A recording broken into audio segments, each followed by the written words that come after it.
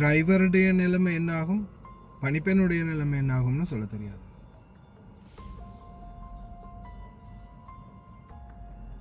பையன் சரியா சென்டரில் வண்டி வருது, பையனும் சரியா ஓடி போகிறான். ஒரே அடி தூக்கி வீசி எறியுது. அடியோடு அப்படியோ பறந்து போய் விழுறான். அஸ்ஸலாமு அலைக்கும் வரஹ்மத்துல்லாஹி வபரகாத்துஹு.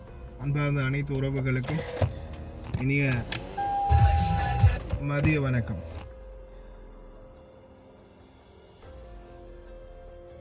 இந்த இன்சிடெண்ட்டில் இன்டர்நெட் கனெக்ட் ஆகும், சாரி. இந்த வீடியோவில் பார்த்தீங்கன்னா ஒரு ஸ்கூல் பையன் சரியாக ஸ்கூலை க்ரோஸ் பண்ணுறான். அந்த பக்கம் பஸ்ஸில் இறங்கி, பஸ்ஸில் வந்து இது வந்து ஸ்கூல் பஸ் வந்து இருக்குது. நான் இதை ஸ்க்ரீன்ஷாட் அடிச்சிட்டேன்னா உங்களுக்கு ஜூம் பண்ணி காட்டிட முடியும். ஓகே,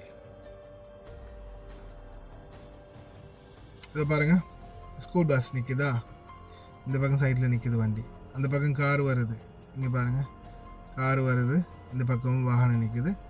சரியாக பையன் இங்கேருந்து ஓடுறான், வண்டியும் அந்த பக்கம் வருது.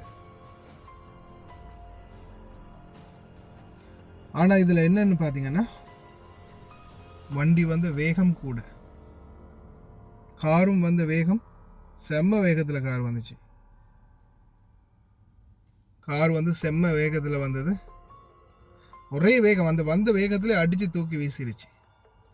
அதுக்கப்புறமா ஒவ்வொருத்தரும் பதறிக்கிட்டு அந்த ஏரியாவில் இருந்த எல்லாருமே ஓடி போய் அந்த பையனை தூக்குறாங்க. பையன் இறந்துட்டான். தூக்கி அதுக்கப்புறமா அந்த சைடில் இருக்கிற வாகனம் பாருங்கள், அந்த பின்னாடி நிற்கிற அந்த வாகனத்தை கொண்டு போய் ஏற்றிட்டு போகிறாங்க. இந்த வீடியோ வந்து அட்டாச் பண்ண முடியாது, ஏன்னா இது வந்து சின்ன பிள்ளைகள் சம்மந்தப்பட்ட வீடியோன்றதால அட்டாச் பண்ண முடியாது. அதால் தான் நான் இந்த மாதிரி காட்டுறேன். அதுக்கப்புறமா வண்டியில் ஏற்றிட்டு போகிறாங்க அவசரமாக.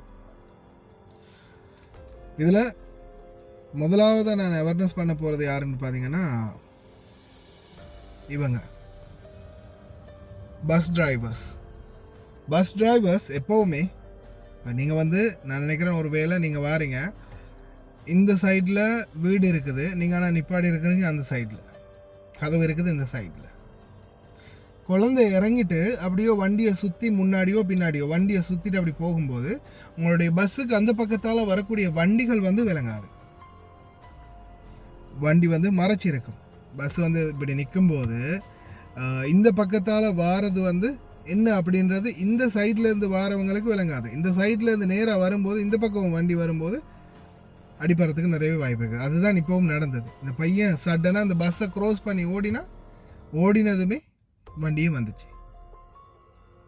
முடிந்தால் எப்போவுமே இப்போ நான் என்னுடைய வண்டியில், காரில் பாபா மாமா யாரை ஏற்றினாலும் சரி, இல்லை ஹவுஸ்மேட் ஏற்றினாலும் சரி, வேறு யாரை ஏற்றினாலும் சரி, வண்டியில் நான் சில டைமில் வந்து இப்போ எங்கள் வீட்டு கதவு இருக்குது, இந்த பக்கம் இருக்குது, சரியாக என்னுடைய அவங்க எந்த பக்கம் இருக்காங்களோ அந்த பக்கத்துக்கே கொண்டு வந்து இந்த வீட்டுக்கு கதவு வண்டியை நிறுத்துவேன்.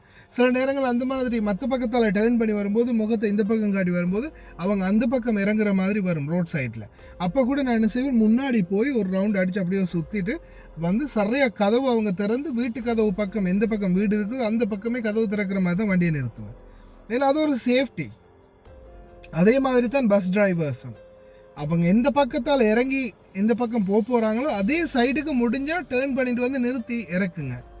இல்லை அப்படி போகிற மாதிரி இருந்தாலும் பிள்ளைங்க இறங்கி வரும்போது நீங்கள் வந்து கண்ணாடியால் சைடில் பாருங்கள், இல்லை கதவை திறந்து சரி சைடில் பார்த்துக்கோங்க. இந்த மாதிரி வண்டி வந்தாலும் இவங்க க்ரோஸ் ஆகி போகும்போது அவேர்னஸ் பண்ணுற மாதிரி, வார வண்டிக்கு கையை போடுற மாதிரி, கொஞ்சம் ஸ்லோ பண்ணுற மாதிரி.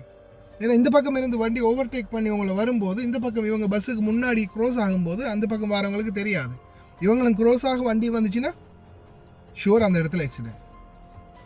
அதே மாதிரி அடுத்தது டெலிவரி டிரைவர்ஸ், கார் டிரைவர்ஸ், எல்லாருமே பைக் ரைடர்ஸாக இருக்கலாம், கார் டிரைவர்ஸாக இருக்கலாம், எல்லாருமே ஸ்கூல் ஜோன், ரெசிடென்டல் ஏரியா, அதாவது குடியிருப்பு பகுதி மற்றும் ஸ்கூல் இருக்கக்கூடிய பாடசாலைகள் இருக்கக்கூடிய பகுதி, அதே மாதிரி இந்த மொண்டசோரிகள் இருக்கக்கூடிய பகுதி, குறிப்பாக நீங்கள் ரெசிடென்ஸ் ஏரியாவும் சரி, அதே மாதிரி பாடசாலைகள் இருக்கக்கூடிய ஏரியாவும் சரி, வேகத்தை முடிஞ்ச அளவு குறைச்சிக்கோங்க. 40 ஸ்பீடுக்கு மேலே போகாதீங்க. 25-30 போனா கூட நல்ல மந்தக்காக்குள்ள ரெசிடென்ட் ஏரியாக்குள்ள. ஏன்னா சில நேரங்களில் திடீர்னு சடனாக வீட்டுக்குள்ளே இருந்து ஒரு குழந்தை ஓடி வரும், வண்டியிலேருந்து இறங்கினதோட ஒரு குழந்தை ஓடி வரும், வீடுகள்லேருந்து 2 பசங்க விளையாடிக்கிட்டு விரட்டிக்கிட்டு வருவாங்க. இந்த குளிர்காலம் என்றதால பிள்ளைங்க வந்து ரோட்டோரமாக விளையாடுறதுக்கு நிறைய பிள்ளைகள் ரோட்டுக்கு வரும். இந்த மாதிரி சுச்சுவேஷன் இருக்குது. அதே மாதிரி இதே குளிர்காலத்தில் பனிப்பெண்கள் குழந்தைகளை பராமரிக்கக்கூடியவங்க குழந்தைகளோட வெளியேறிடுவாங்க, வெளியில் நடமாடுவாங்க, குழந்தைகளை கூட்டிட்டாங்க அப்படியே நடக்கிறதுக்காக வாக்கிங் போவாங்க. அப்படி இல்லாத பட்சத்துலையும் ஸ்கூலுக்கு குழந்தைகளை கூட்ட போகிறவங்க முதல் கொண்டு தயவு செய்து கையில் பிடிச்சிக்கோங்க. ரோடு க்ராஸ் பண்ணும்போது கையில் பிடிச்சிக்கோங்க. ஏன்னா இப்போ இந்த மாதிரியான எக்ஸிடெண்ட்டில், இந்த மாதிரியான விபத்துக்களில் நீங்கள் பாருங்கள், இப்போ இந்த வண்டி ஓட்டி வந்தவர் ரொம்ப வேகத்தில் வந்தார். இந்த கார் டிரைவருடைய வேகம் ரொம்ப அதிக வேகம், இந்த கார் டிரைவருடைய வேகம். அப்போ அதே மாதிரி இந்த சைடில் நான் நினைக்கிறேன் அந்த குழந்தைய பராமரிப்பாளர் நினைக்கிறேன் நினைக்கிறாங்க டீச்சரோ இல்லாத குழந்தை சைல்டு பராமரிப்பாளரோ தெரியல, அவங்களும் அந்த இடத்துல நிற்கிறாங்க. பஸ்ஸிலேருந்து அவங்க அப்போ தான் இறங்குறாங்க. பையன் இறங்கினத்தோடய சடனாக ஓடி வந்துட்டான். அதுதான் நடந்தது. எப்படியுமே அந்த டிரைவருடைய வேகம் கூட, அதுக்கு நிச்சயம் அவருக்குரிய தண்டனைகள் கிடைக்கலாம். அதே மாதிரி பராமரிப்பாளருக்கும் தண்டனை கிடைக்கிறதுக்கு வாய்ப்பு இருக்குது. அதே போல் சில நேரங்களில் இந்த பஸ் டிரைவர் மேலேயும் கேஸ் வரலாம். வண்டியை ஏன் நீ இந்த பக்கம் நிறுத்தின, அப்படி அந்த பக்கம் நிறுத்தின அப்படின்னு கேள்விகள் வரலாம். எது எப்படியோ ரிஸ்கில் தான் நம்மளுடைய தொழில் இருக்குது. எல்லாருடையும், பணிப்பெண்ணாக இருக்கலாம், டிரைவர்ஸாக இருக்கலாம், எல்லாருடைய தொழிலும் ரிஸ்கில் தான் இருக்குது. அதனால் முடிந்த வரைக்கும் கவனமாக சிந்தித்து செயல்படுங்க. இந்த பையன் அடிபடுறதை தாண்டி மற்ற வீடியோ, அடிபட்டதுக்கு அப்புறமா தூக்கிட்டு போகிற அந்த சீனில் இருந்து நான் வந்து அட்டாச் பண்ணுறேன், வீடியோவை கடைசியில் அட்டாச் பண்ணுறேன். ஒருக்கா பாருங்கள். தயவு செய்து ரொம்ப கவனம்.